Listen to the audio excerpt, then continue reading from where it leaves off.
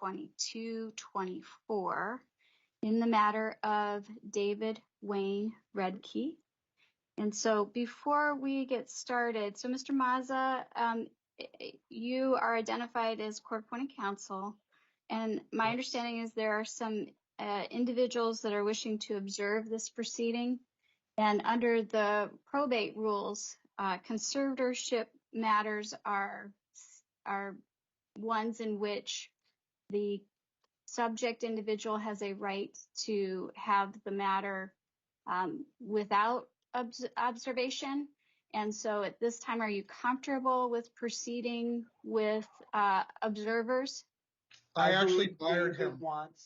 I believe David wants the observers, and he's also has told me in an email recently that I'm not his attorney anymore. I realize that I'm the court-appointed attorney, so the court needs to handle that. But David, correct me if I'm wrong. You do want these folks here, isn't that right?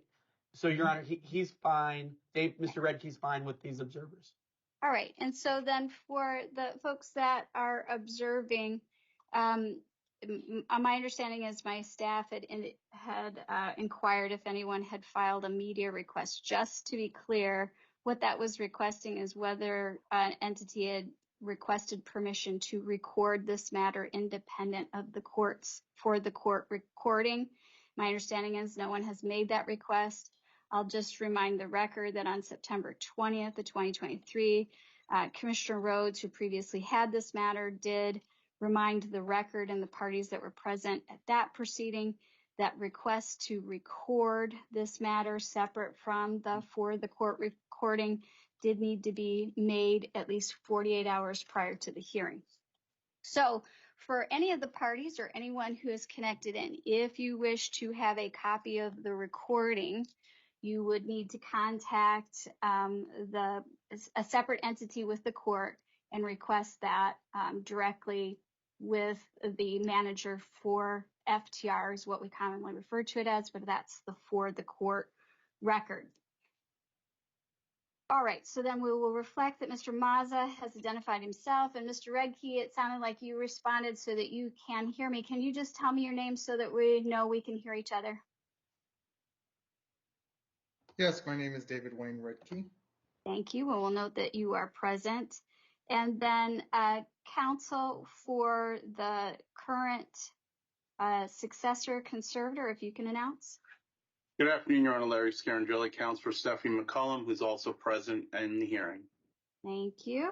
And then our guardian ad litem, if you can announce. Yes, Your Honor. Mark Theut, guardian ad litem for David Redke. Thank you.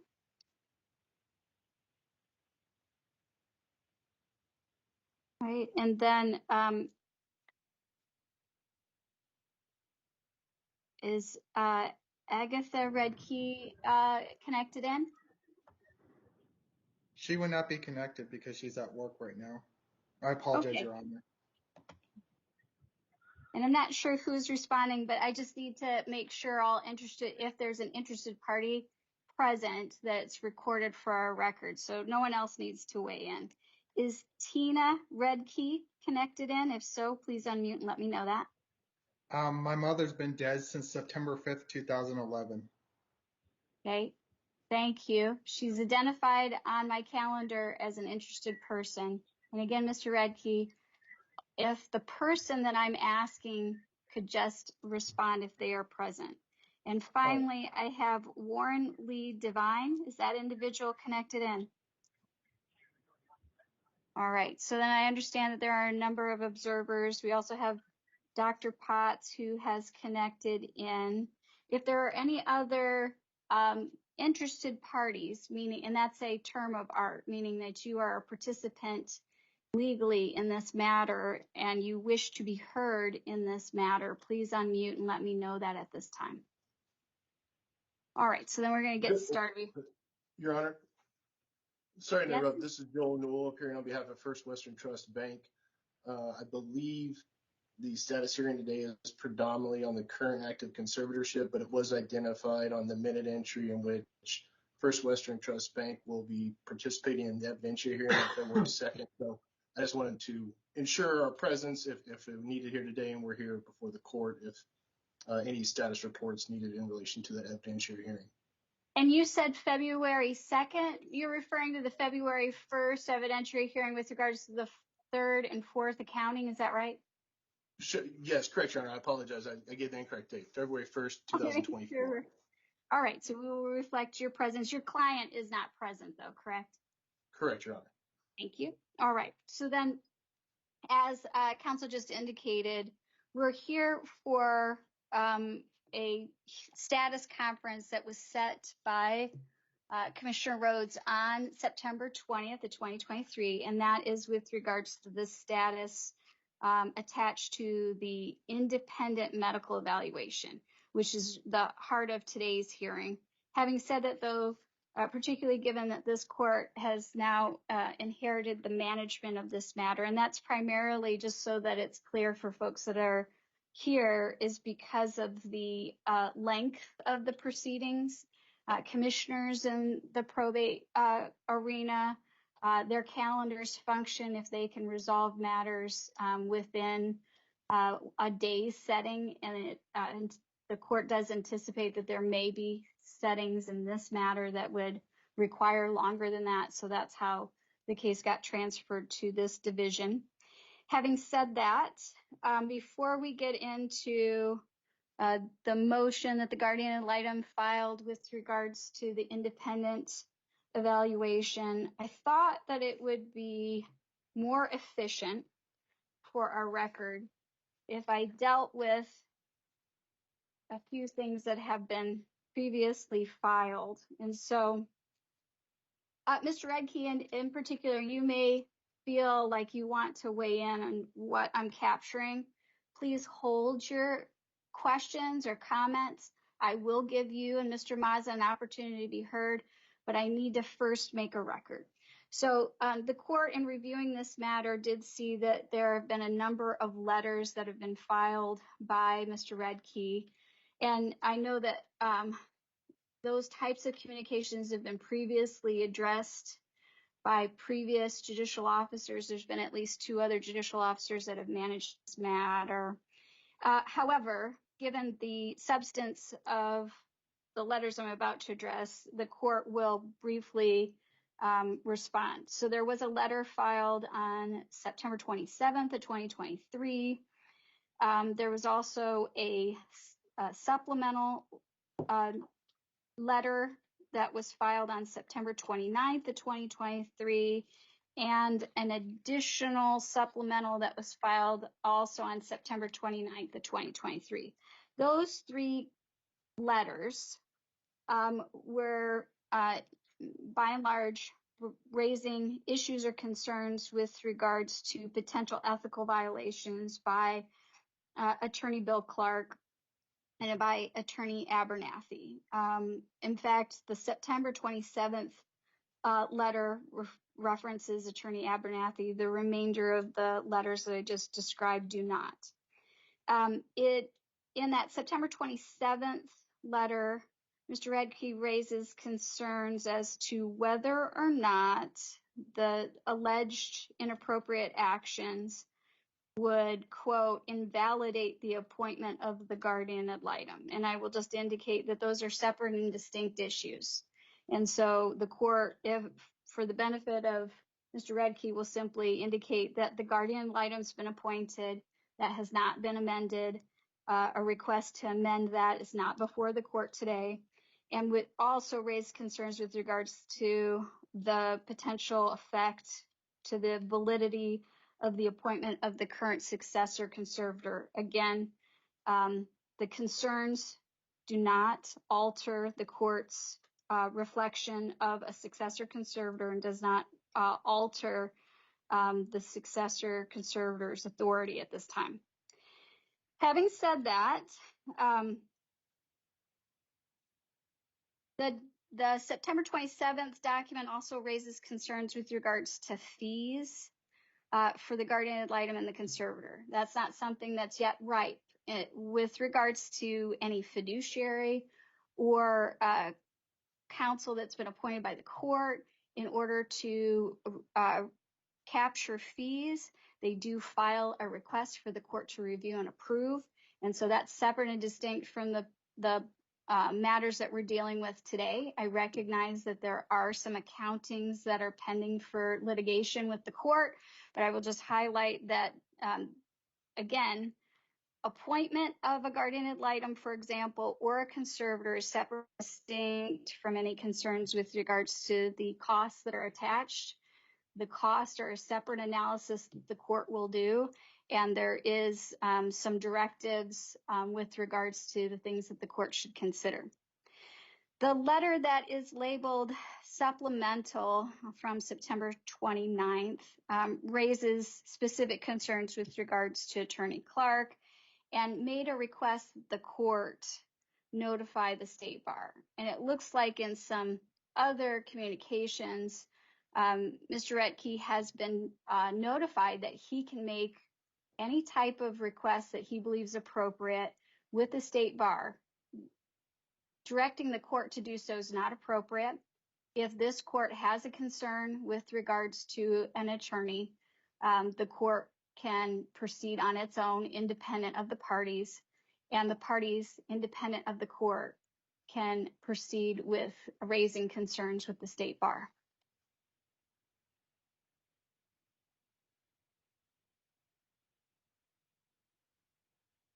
Okay, and so then in the letter that's labeled additional supplemental, that's also dated September 29th, Mr. Retke, you raised concerns with regards to how William Clarke is referenced in the caption of some of the filings between January and February of 2011. I did review those pleadings that you referenced, and while the caption, I will agree with you, is inartful, the substance of the pleadings identify that Mr. Clarke is acting as counsel on behalf of the conservator, J.P. Morgan Chase. Having said that, there are then some letters, additional letters that the court wants to touch on. So there's a letter from November 6th of 2023 in which Mr. Retke is requesting to represent himself, and in it bases that on issues with regards to Attorney Clarke and J.P. Morgan Chase, and in a letter dated November 9th, provides what he describes as support for a change in court-appointed counsel, which has communications that are privileged between he and his attorney.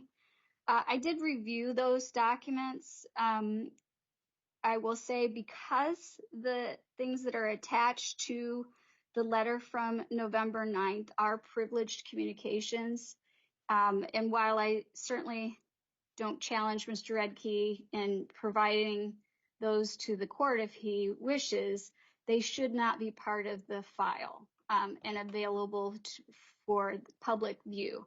So the court will direct at this time that the letter filed November 9th, along with its attachments, be sealed be treated as a classified court document so that they are available to the parties but not to other persons. Then there is a pleading. I will use that term loosely because it is from Mr. Retke, but it is a document that's labeled Motion to Represent Himself that was filed on October 30th of 2023. Court-appointed counsel did file a response that is dated October 31st of 2023. In preparing for today's proceeding, I will note that I did review that Mr. Retke filed a similar pleading with regards to attorney Rick Kilfoy back in June of 2023, and that current court-appointed counsel is at a minimum the third court-appointed counsel that has represented him through these proceedings. So the reason, Mr. Retke, that I wanted to make sure I I noted for you that I've reviewed your letters and with regards to these particular issues and the record, is I get that if I were you, I'd want to know that the court has actually heard me. And so I will tell you, I looked at the things that you've raised with regards to Attorney Clarke. I have no interest in creating a cloud in the proceedings that you have with this court. So certainly if the court saw any reason to pursue issue with the things you've raised with regards to Mr. Clarke, the court would do it independent of you or Mr. Mazza. Having said that, Mr. Mazza has an obligation to not just do things because you've asked him to. He is an officer of the court, and he cannot ethically pursue something with this court or with the state bar for that matter, unless he believes that there's an actual demonstration of a violation that is actionable with either the court or the state bar. I was not able to identify such a thing from the things you have raised. I will tell you, in fact, I'm not sure that I understand at this point in this litigation how any previous issue with regards to Mr. Clarke, for example, identifying himself incorrectly as to who he was representing in the caption of a pleading would affect how your case is to go forward. Mr. Mazza is the third appointed counsel. He's been appointed since June. And so I don't see how any particular concerns that you may have had with previous conservator or trustee should have any effect on Mr. Mazza's ability to represent you. So I just say that because at this point, I am going to deny your request to release Mr. Mazza. I will say that if at any point Mr. Mazza believes that there's been an issue which he is no longer able to comply with his obligations as an officer of the court or to effectively represent you, the court will entertain such a motion separate from your requests. I'll also tell you that if in the future you think that there's a reason that the court should revisit this ruling, I will hear that. The reason I'm pointing that out is I have to tell you, you cannot file letters. You cannot send me letters. It's not appropriate.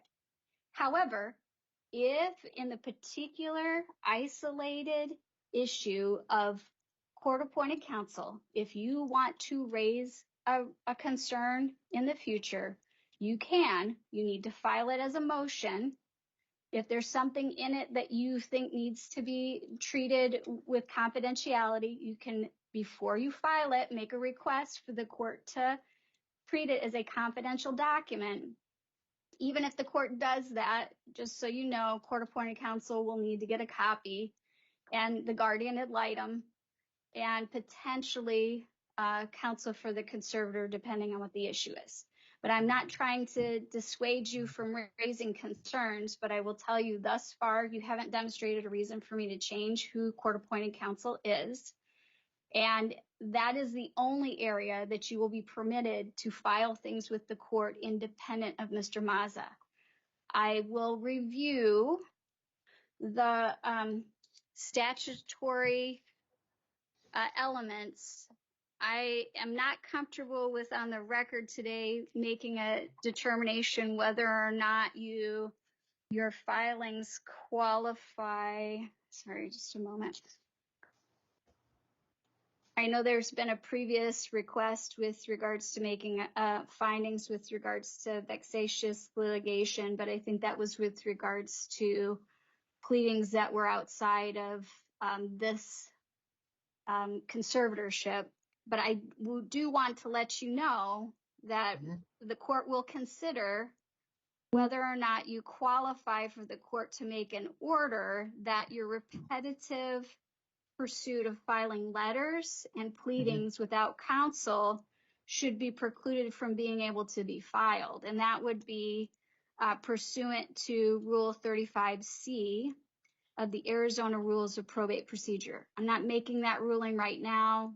I don't know that it's necessary, but I will say that I'm concerned that at least on June 7th, May 25th, September 5th, and now today, we're talking about that it's not appropriate for you to send letters or file pleadings on your own. You raised your hand. I want to hear from you, but let me first turn to Mr. Mazza.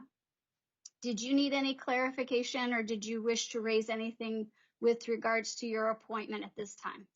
I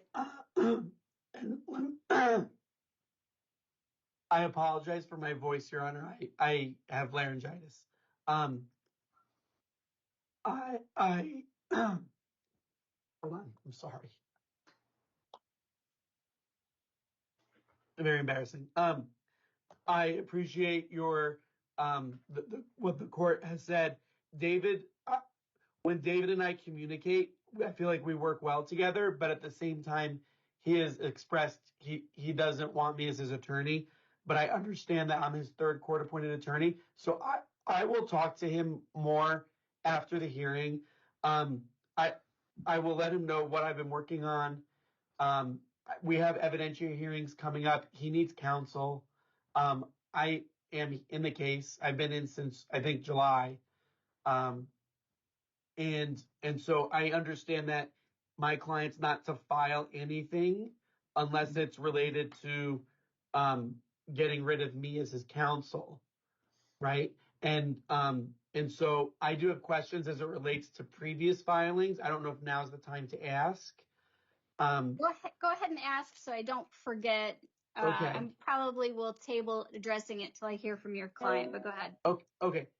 Previously, we had deadlines in November for filing objections that are going to be heard in the January 31st / February 1 evidentiary hearing related to fees and increasing bond, et cetera.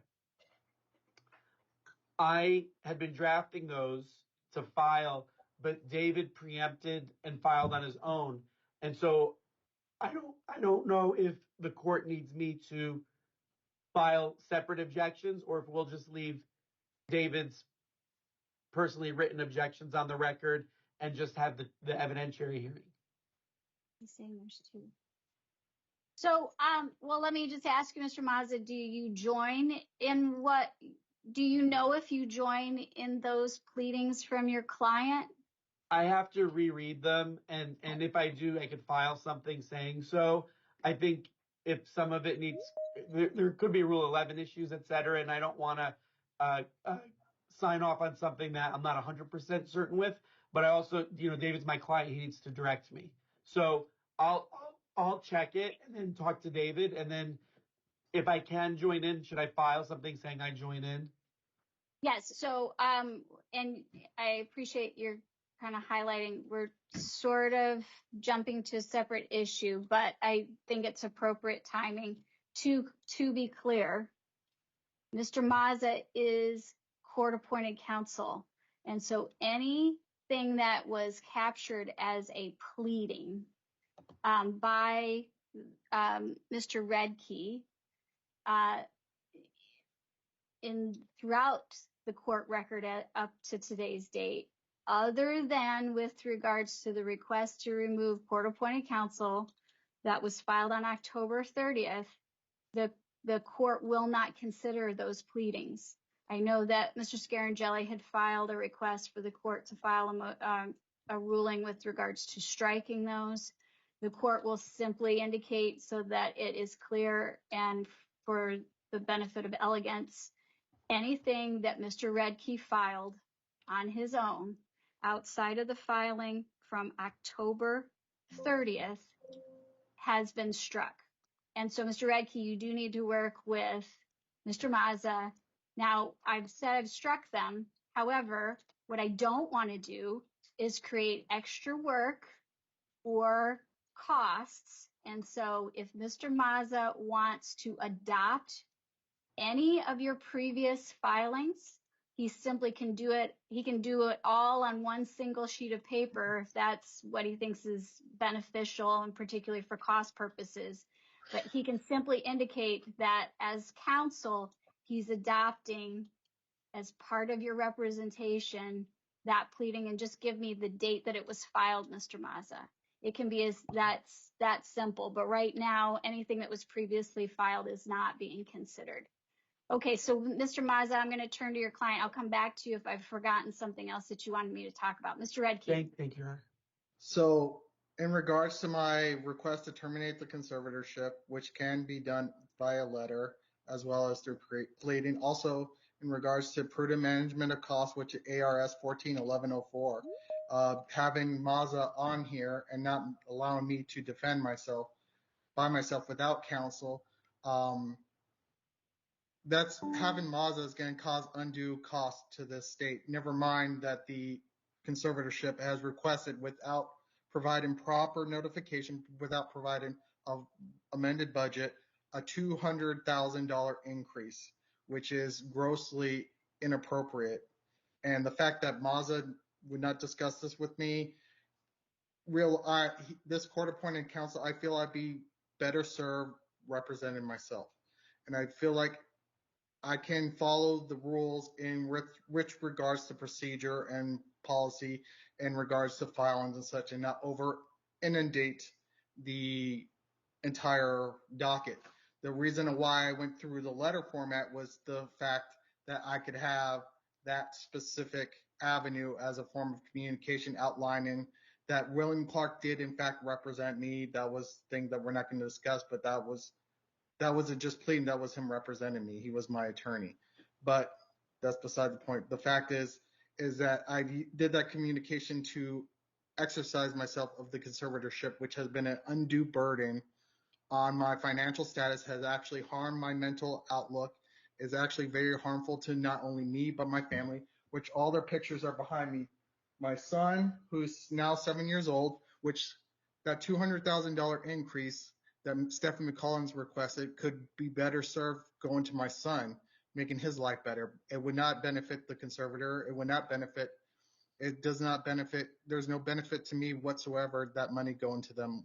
Okay, so Mr. Redkey, I wanted to give you the floor with regards to the things that I just made ruling on. So anything else with regards to the things that I just made ruling on? I hear you, but I need to keep things organized. Yeah, I believe that me represent myself would be the best way for me to move forward. It would be the best way for me to exercise myself. And also, I'm really concerned about the fact that there's no discussion of me having my right to a jury trial, which became effective on the 30th of October. And I've requested that multiple times. And I look right now that I'm being denied my right by Arizona law. One thing at a time. I mean, we're not done with the hearing. I just asked you if there was anything with regards to. Sorry. I'm just. It's okay. I get it. There's a lot here. But but going this direction just makes this hearing take longer, which we don't want, because I hear you. I'm very concerned about unnecessary costs.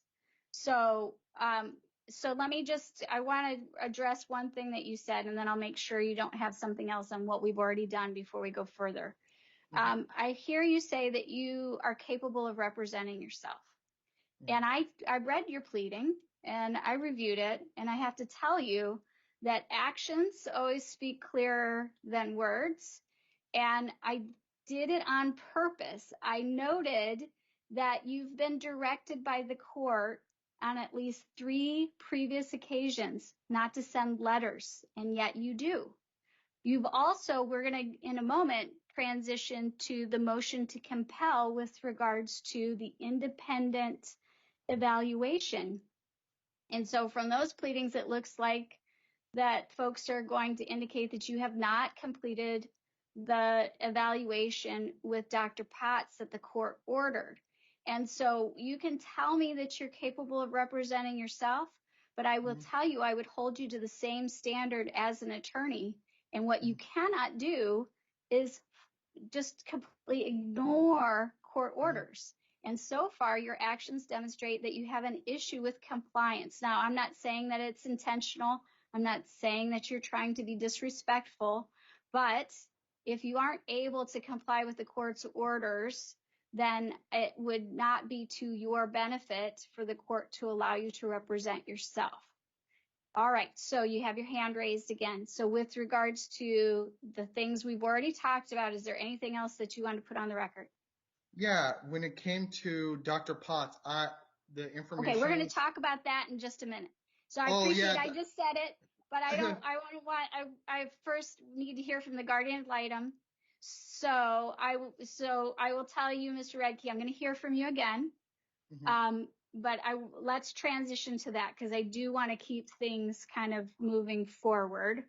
And actually, I don't want to mislead you. I think for efficiency purposes, before I turn to Mr. Theut, I do want to turn to the issues of the third and fourth accounting, because I know that we do have one counsel that's here solely for the hearing that's set on February 1st. I'll note that I think it may have been Mr. Mazza referenced a January 31st date, but that was vacated and it was reset to the February 1st. So I'll just note that right now there's an evidentiary hearing with regards to the third and fourth accounting that Commissioner Rhodes had already put in place, but it is set to be heard before this court on February 1st.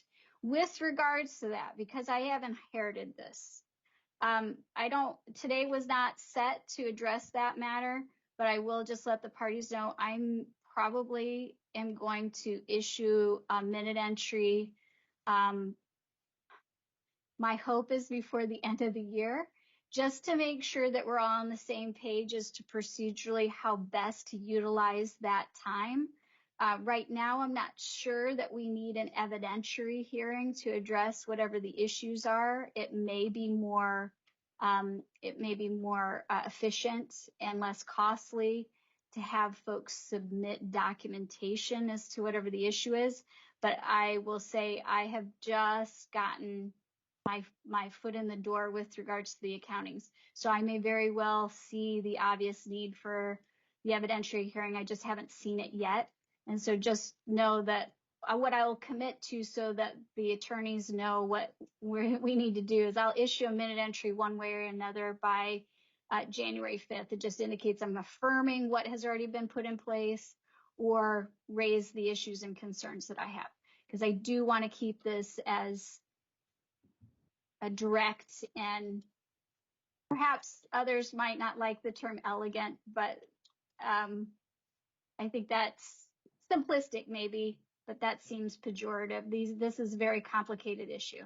Having said that, we're going to turn then to the guardian ad litem. So as I indicated, we were set today for a status conference on the independent medical evaluation. And as I turn to Counsel Theut, I did receive the motion for an order to compel compliance with the court's order, and that was the order that was signed by Commissioner Rhodes on September 13th that did direct that Dr. Jack Potts perform an independent medical evaluation of Mr. Redkey, that all treatment records requested by Dr. Potts regarding Mr. Redkey were to be provided by all treatment providers within 72 hours of any type of written or oral request by him.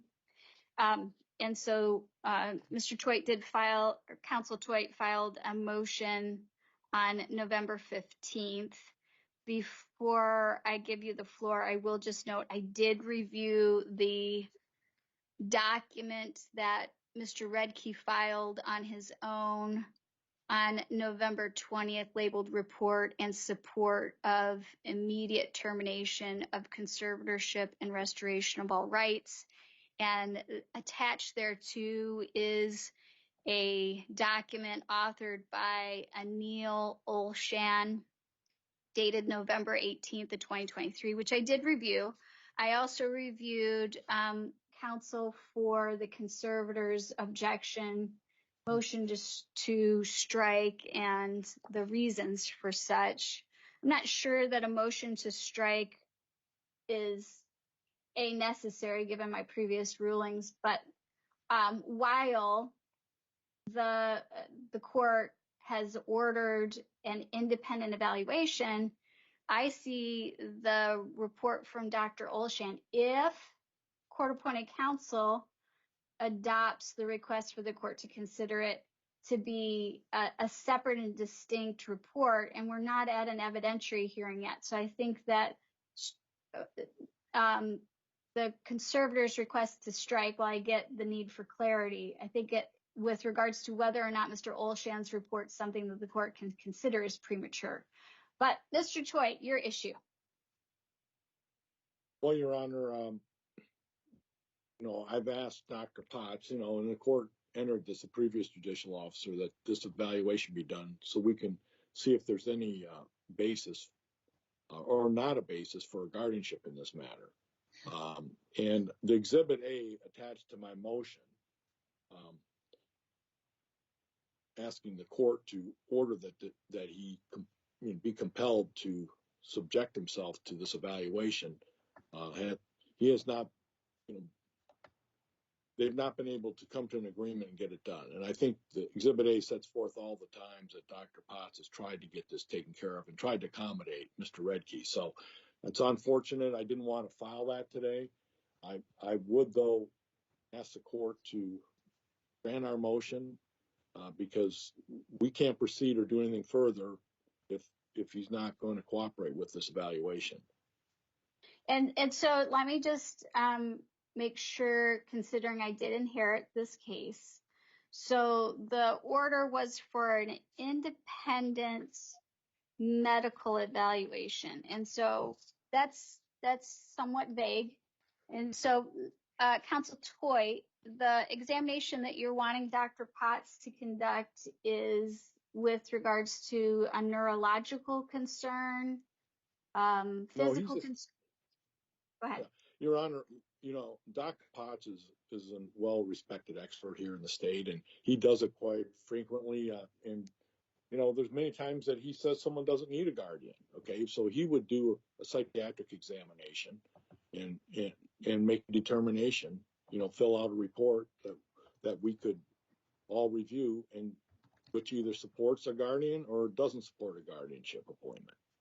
Okay, so that's where I think you've then embedded in your answer, given me the clarity. So as far as Mr. Redkey's noted that he is wanting the court to terminate the conservatorship, and the report that I referenced with regards to Olshan has to do with a conservatorship.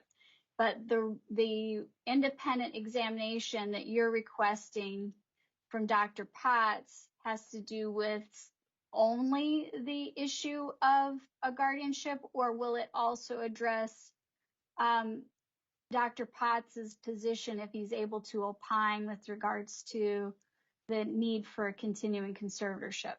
Question mark. Well, Your Honor, I did not discuss with Dr. Potts to evaluate it regarding the conservatorship, although he's got the expertise to do that. If that. Okay, well, I have no interest in expanding things. I just wanted to make sure that I understood so the reason that you want Dr. Potts to examine Mr. Redkey is to help you with the charge that you were given from, I think, 3 judicial officers ago to determine whether or not there's a need for guardianship. And that's your focus, it sounds like, correct? That's correct, Your Honor. Okay, so then let me turn to Mr. Mazza and his client. So, Mr. Mazza, you've received that motion and the attachment, correct? And that's the November 15th motion? Yes, the one to have Dr. Potts appointed? Yes. The motion to compel your client to actually participate. And so what's your position? Well, my client actually said a meeting with Dr. Potts, but then canceled or didn't show because he was concerned that this would be used to expand the scope of this case to a guardianship rather than focus on the conservatorship, which my client's trying to eliminate. And so he had questions about that, and I believe he and Dr. Potts had discussed rescheduling. I was copied on a few emails related to that. But in the interim, of course, my client saw Dr. Olsham. So where we are is they had an appointment together at Mustang Library that my client just didn't go to. Okay, and so at this point, because I see Mr. Scaringelli wants to be heard, and I'm going to give him the floor next, but on behalf of your client, you are not asking then for Dr. Potts to opine with regards to the conservatorship, is that right? I'm sorry. My apologies. My client saw Dr. Olsham in the summer, and I don't know if he is wanting to see Dr. Potts or not, because I think he has some skepticism about why Dr. Potts was selected and what Dr. Potts's likely spin on things would be as it pertains to a potential guardianship that doesn't now exist. Okay. Well, And so Mr. Scaringelli, I'll give you the floor and let Mr. Mazza rest his voice for a moment. I'll come back to you if you need, Mr. Mazza. Okay, go ahead. thank you. Your Honor, I just briefly want to address that point that was just made about Dr. Potts' evaluation. My client filed a partial joinder in the request. My client and I do not support the need for a guardianship for Mr. Redke. We don't think that's necessary. However, we were hoping that whoever was appointed, and this was before Dr. Potts was appointed, whoever was appointed could do a comprehensive evaluation to determine what extent the conservatorship is needed as well, because we were having troubles dealing with Mr. Redke and wanted to get a static starting baseline of how to deal with Mr. Redke. So it's my position, and I believe the position of my client, that this evaluation by Dr. Potts should address the guardianship on behalf of Mr. Theut, as he requested, but also address whether or not there is an ongoing need for a conservatorship. Okay, well, so then let me turn back to Counsel Theut. And so I apologize, I missed the joinder that Mr. Scaringelli is referring to. But so do you take a position then about the court, if Dr. Potts is willing to continue to do an evaluation, that it include opining on the conservatorship? And Your Honor, again, Go ahead, Mr. Mr. Redke is posting inappropriate comments in the chat. It's just not okay to do that. Everyone's aware of what happened with Dr. Potts and his previous issues with the board. They've been resolved. His license is in good standing.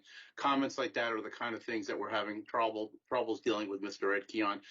And basically why I would like to re-urge the Rule 35 motion to find him a vexatious litigant and to stop him from communicating with the parties and sending emails and filing pleadings and letters and everything else he's doing, because this kind of conduct in the middle of the hearing is just inappropriate. And when you say in the chat, are you meaning on Teams? Correct, Your Honor. In the meeting chat for the team, he basically posted Dr. Potts being drunk on the job and being barred from practicing medicine was a serious concern. Concerns, he spelt it wrong. But he just put that in this chat for this meeting for this team. Took a picture of it. Oh, okay. So to be clear, there are no photographs in this courtroom. So for Ms. Diamond, you will need to delete that photograph. Yeah, so we don't allow photographs during court proceedings, and as I indicated, there was no media requests. So if you want something from this proceeding, you'll need to get it from FTR. And I'm not sure why my computer doesn't have the chats, and so my staff's just provided me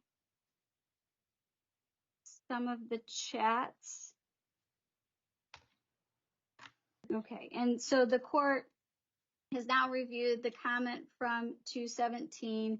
And Mr. Redke, I'm going to direct you to not use the chat.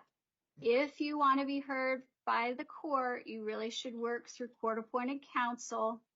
And so the chat is part of the record. And so please desist in that regard. All right, Mr. Theut. Your Honor, I don't have an objection to expanding the evaluation included. to see whether or not the conservatorship's necessary. So if the court wants to proceed in that direction, I'm fine with that. Okay, so let me turn to Dr. Potts. If the court gives you the directive of the evaluation to include not only whether there's a need for a guardianship and to opine on whether there's a continuing need for a conservatorship, do you need any additional direction from the court, Dr. Potts?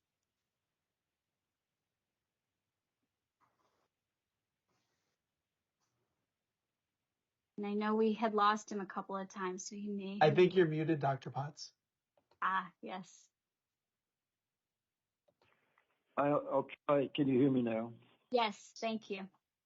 Okay, I tried my phone. This is Dr. Potts. I routinely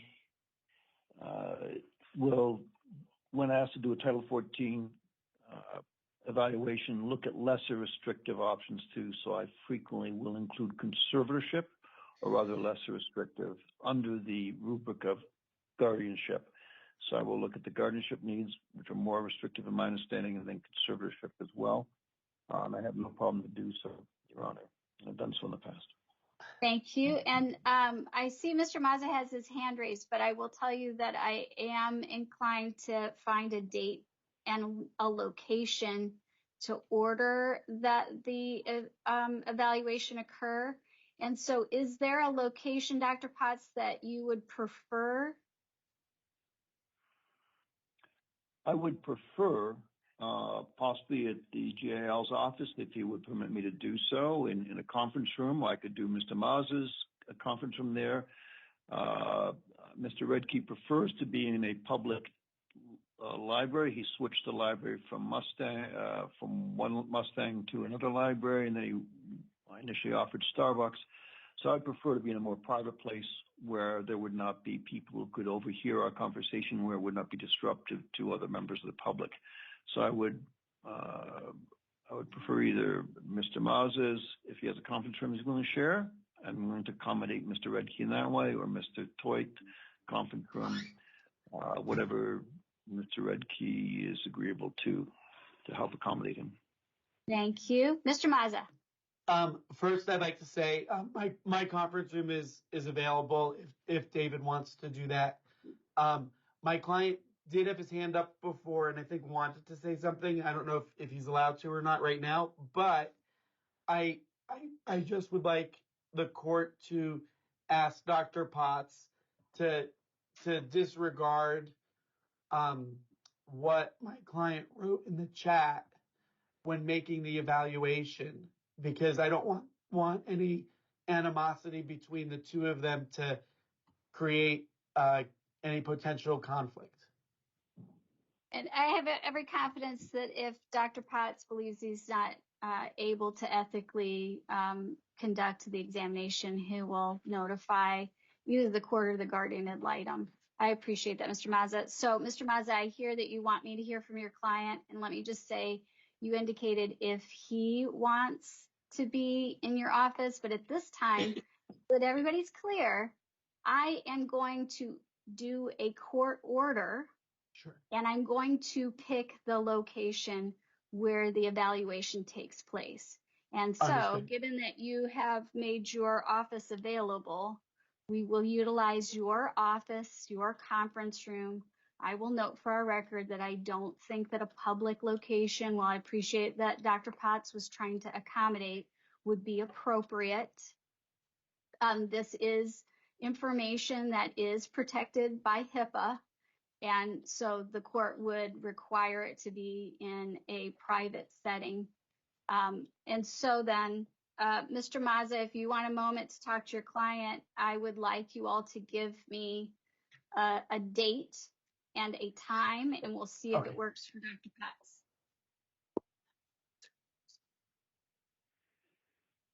Okay, so folks, the chat is for court purposes. So unless you are a party, cease and desist from using the chat.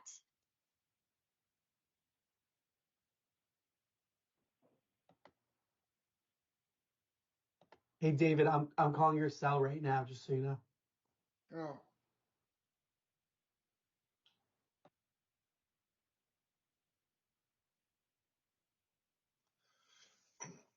Your Honor, this is Joel Newell. And while they're conversing over there, I think you addressed the issues as they pertain to First Western Trust Bank, but I didn't want to interrupt the court's transition.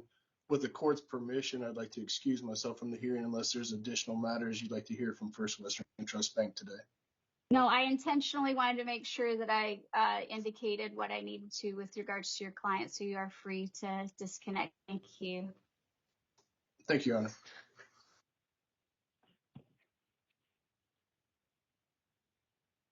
And while Mr. Mazza is talking to his client, Mr. Scaringelli, I don't know if you can answer this today, but in my review, I know that an estate budget was filed, a hearing was set, an objection was entered on behalf of Mr. Redkey, and there was an indication that the estate budget was going to be addressed at the June 26th hearing.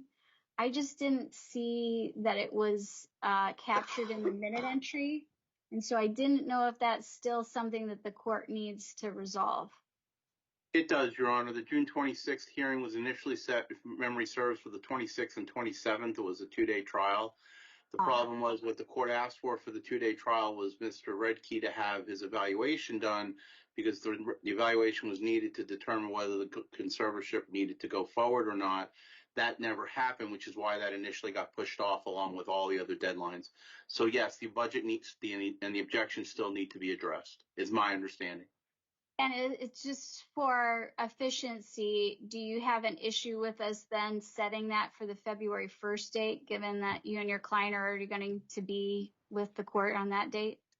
Not at all, Your Honor. As much as we can deal with on the 1st and get taken care of with all the outstanding petitions would be good to get it all done at once. Okay, Mr. Mazza. I called Mr. Redkey. I'm still actually on the line with him. Where you wanted us to find a date where he can come to the office, correct? Yes, and a time, please. He wanted me to ask how many hours the evaluation will take. That's fair. Dr. Potts?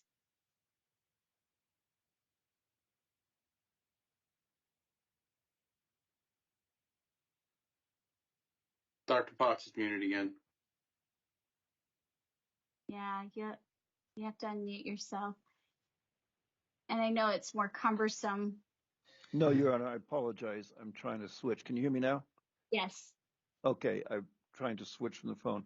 I did not hear the date or time because my phone disconnected and I was using that for my voice. What? Mr. Redkey asked approximately how long of a time frame would the evaluation be, and I know that they can take up to, I think, 6 hours, but I'll let you tell us. I would suggest we start with 2 hours. Because I think it would not be fair to Mr. Redkey to request more. But if we need to have another time that shortly thereafter to meet again for follow-up, but I prefer to do it in smaller pieces so it's not exhausting to myself nor the evaluee. So I would say 2 hours at one point, and then with permission to request another shortly thereafter, if necessary. And I appreciate that. I will say I would like Mr. Mazza for us to find the initial and then set a subsequent, knowing that there might be a need for an additional, but 2-hour increment. Perfect. I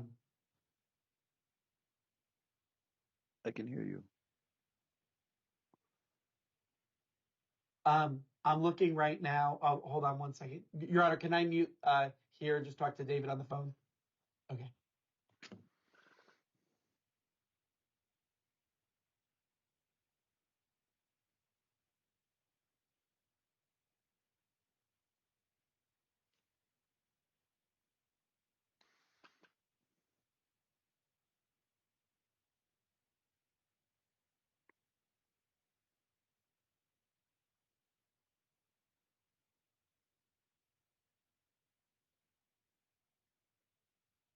Your Honor, Yes. David informs me that December 5th and December 6th work for him. And the time isn't controlling, so it sounds like Dr. Potts, would those dates work? And if so, what time would you like to start? Your Honor, we could do start at 11 o'clock on December the 5th. That's Tuesday. But I would want it to be the next week for the second scheduled appointment. Oh, And a week later. Yeah, that makes sense. So then, would your office and your client be available on the 12th? My office certainly is. Let me make sure with David, because the kids have fall or winter break. David's children. So, David. Yeah, we got a thumbs up. We got a thumbs up. So the 12th is good. Let me check, Your Honor. Right. I would ask that it be done at 1 o'clock on the 12th as a follow-up. Okay. 1 to 3. I cannot. Oh, My son's in school. Or the 13th at 11 o'clock. We could do the 13th at 11 o'clock. That works. Is that good for you, David? 13th? Yep, we're good. Okay, so then, give me just a moment. I just got to find dating.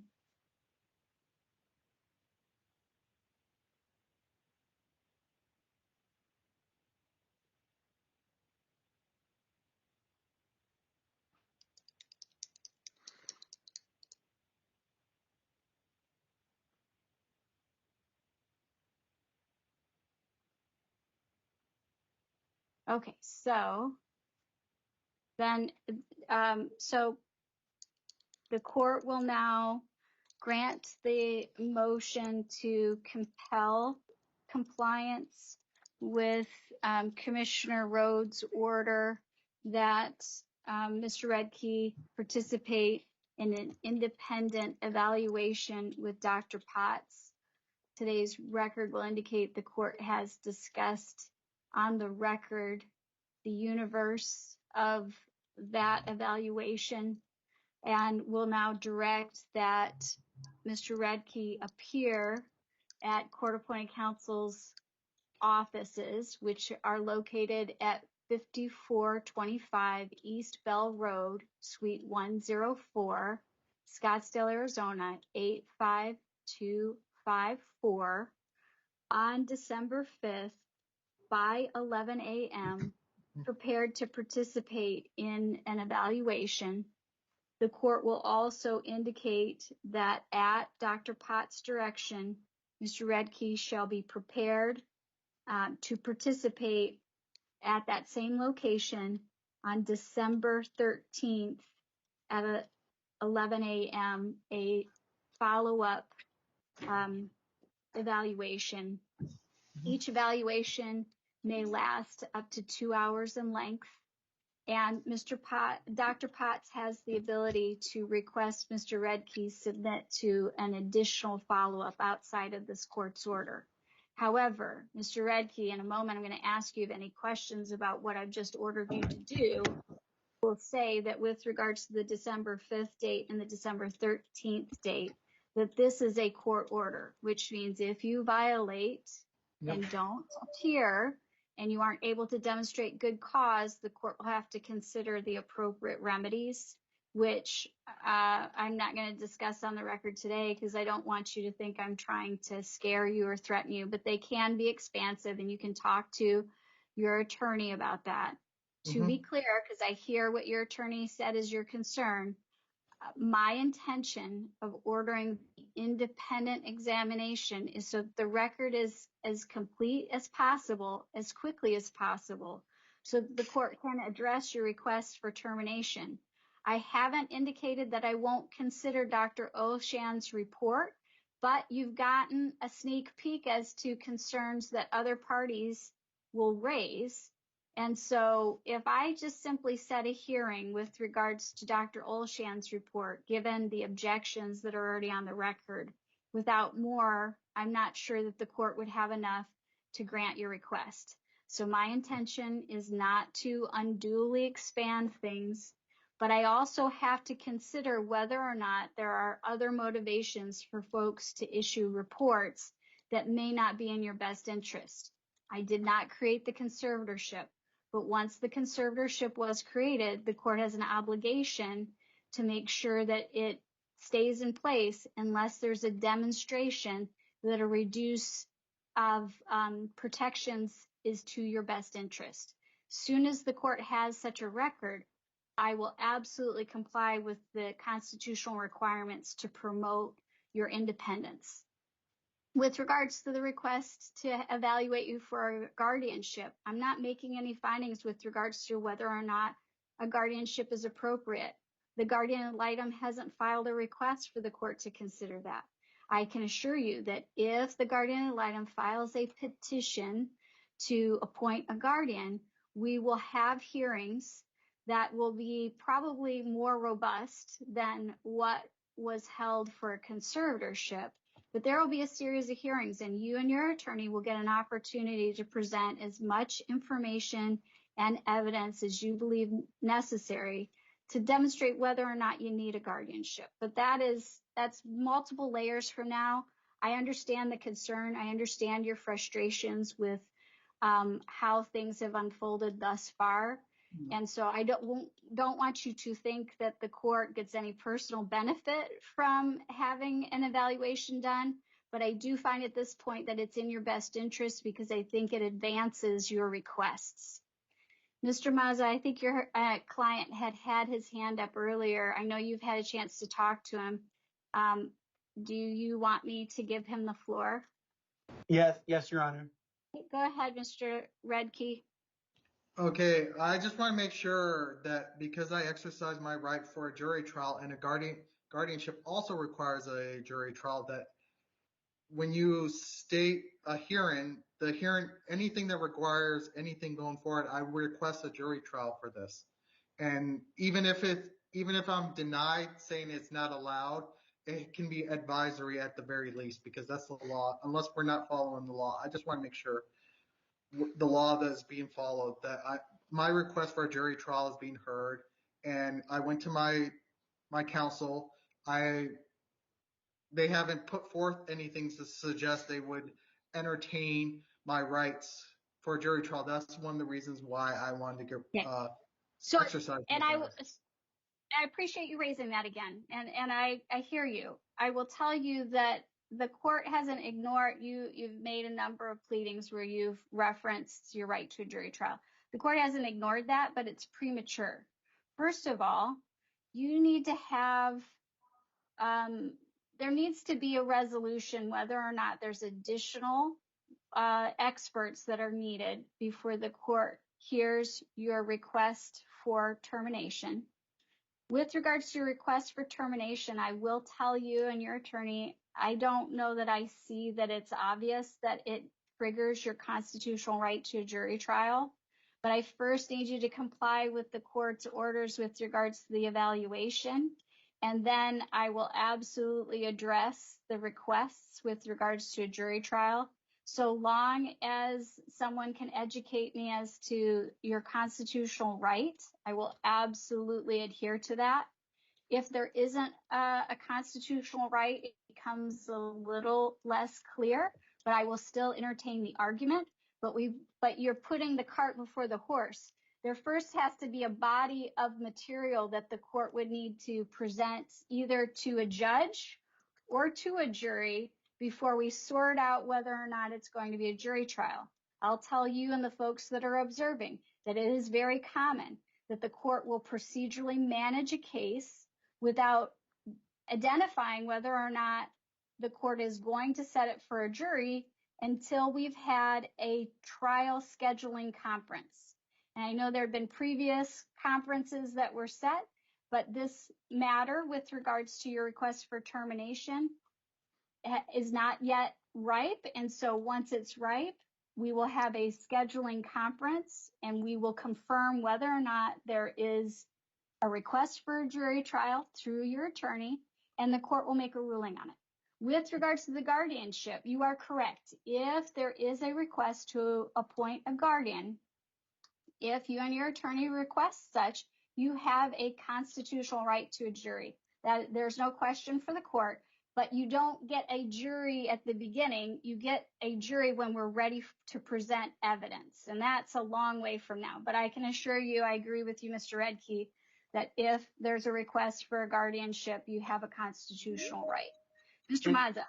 Your Honor, I think my client has indicated he would like a jury trial on other issues such as the accounting questions and things like that, which are coming up. I can say there is no question for the court. You do not have a right to a jury trial with regards to the accountings 3 or 4. I'm not as certain that if there is a constitutional reason that you and your attorney are saying that you need a jury trial with regards to terminating the conservatorship, then I'll need to be educated on that. And I'm not closing that door, but we're just not there yet. But I will, for efficiency and for your comfort, I will indicate on the record so that if you want to pursue some other litigation because you think I got it wrong, the court finds that the accountings do not qualify for a jury trial, and I deny that request. Anything else, Mr. Mazza? No, Your Honor. Okay, Mr. Redkey, you still have your hand up? Okay, briefly, and then we have to terminate. Yeah, according to A.R.S. 14-1306, if the court decides that a jury trial is not required, then it becomes an advisory panel, so it's still required one way or another if it's requested. No, so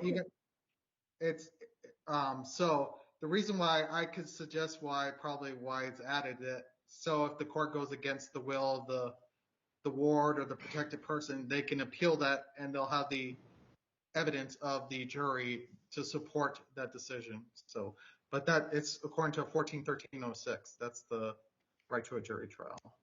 I disagree with your interpretation. And again, you're represented by counsel. And so certainly if counsel wants to challenge the court's ruling, then we'll address that once those pleadings are filed. Dr. Potts. Yes, Your Honor. Thank you. I just want to clarify. I do not want to have, unless the court or parties feel otherwise, Mr. Redkey to tape or videotape our private conversation, because I'm concerned that it will be possibly it would be harmful to him if he was to show that information to the world as he, like the chat room, etc. So I don't know if Ms. Redkey was planning on doing so, but like some guidance if that comes to be an issue prior, one way or the other. I just need guidance, Your Honor. Mr. Mazza, are you and your client requesting to record the evaluation? He and I have not discussed that. David, do you want to? Can I just ask him right now? Yeah, because it's my First Amendment right to record it, and Arizona law allows single party consent. So I don't think that. I think they well, never mind. When it comes to recording, it's single party consent. When it comes to recording, that's one of the rules of Arizona. So it's not video recording; it's audio recording. So I don't. Ending things. Let me, and I get, Mr. Mazza, that you're struggling with your voice. Just a moment. Let me turn to the guardian ad litem, your position on the recording issue. Your Honor, I don't think it's appropriate for it to be recorded. And so, Mr. Mazza, if you've cleared your voice, I'll let you, but I have some thoughts otherwise. Go ahead. I think that if we're going to record, it should, I don't think David needs to have his phone out to record it. I think, we'll have a camera, right? Like a recorded deposition almost. Is that what we're talking about? Or are we talking about having one party, like David, just have his cell phone recording the conversation? Well, I think what Dr. Potts is asking for is some instructions so that if there becomes an issue when Mr. Redkey appears for the evaluation, that you all aren't then stopped from going forward. Mr. Radke, here's what I will tell you. As I disagree with you about whether you have a constitutional right, and I will tell you that there is a body of law under HIPAA, and there is historic practices with regards to both psychiatric and psychological evaluations that such should be treated with the utmost privacy. And so I will tell you that I have not heard a reason that it needs to be recorded. I will also tell you that I'm precluding you from recording it. Certainly, if your attorney wants to request a means for Dr. Potts to record it in case there's a question when we go to an evidentiary hearing, then Dr. Potts can record and control that recording, because I understand and I agree that there are significant concerns. It's not to prevent you from being protected, but rather to protect you. And so, Dr. Potts, does that directive give clarity, or did you have something else? No, that is fine. Thank you, Your Honor. That's what appreciate that. And so, Mr. Radke, to be clear, if Dr. Potts elects to record it, then if there is at some later date a desire to use it for evidentiary purposes, your attorney knows how to make a request to compel it for a hearing.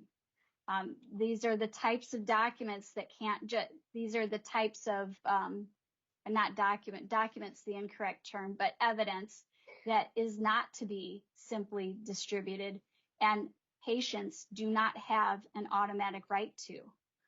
Having said that, we will stand in recess at this time. Thank you all.